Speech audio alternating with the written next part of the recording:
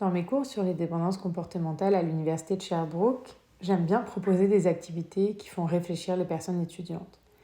Pas juste sur les aspects cliniques, mais aussi sur les dimensions sociales, éthiques et citoyennes des comportements de dépendance. Quand on aborde les jeux de hasard et d'argent, je leur propose une activité de jeu de rôle par exemple. Le scénario, il est simple, fictif mais réaliste. Un nouveau casino va ouvrir dans le quartier Hochelaga à Montréal. Il y aura plus de 100 machines à sous, 80 employés et forcément, ça soulève des questions dans la communauté. Les personnes étudiantes sont réparties en petits groupes. Chaque groupe reçoit une position à défendre, soit pour, soit contre l'ouverture du casino. Leur mission, c'est de construire un discours convaincant en s'appuyant sur des arguments économiques, médicaux, psychologiques ou sociaux. Ce qui est intéressant, c'est que même si ça les sort un petit peu de leur zone de confort, ils vont embarquer vite dans l'activité.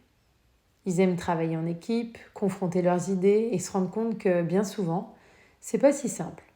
Les débats sont riches, nuancés, et ça les amène à voir les choses autrement. Un petit détail amusant, quand un groupe reçoit le discours économique, c'est rarement le préféré.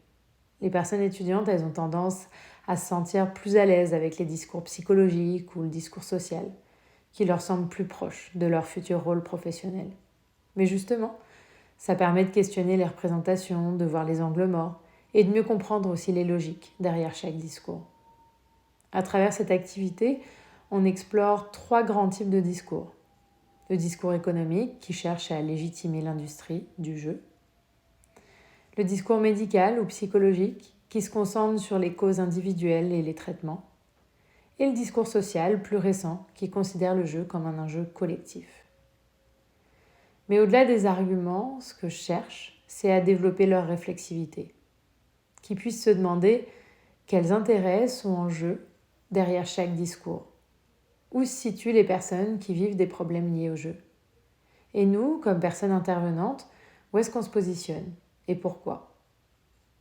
Ce genre d'activité, ça les aide à mieux comprendre les dynamiques sociales, à adopter une posture professionnelle plus nuancée, plus empathique, plus critique aussi. Et surtout, ça les aide à mieux accompagner leur clientèle, en tenant compte des représentations sociales du jeu par exemple, des enjeux de stigmatisation, des réalités vécues aussi. Voilà, merci de m'avoir écouté.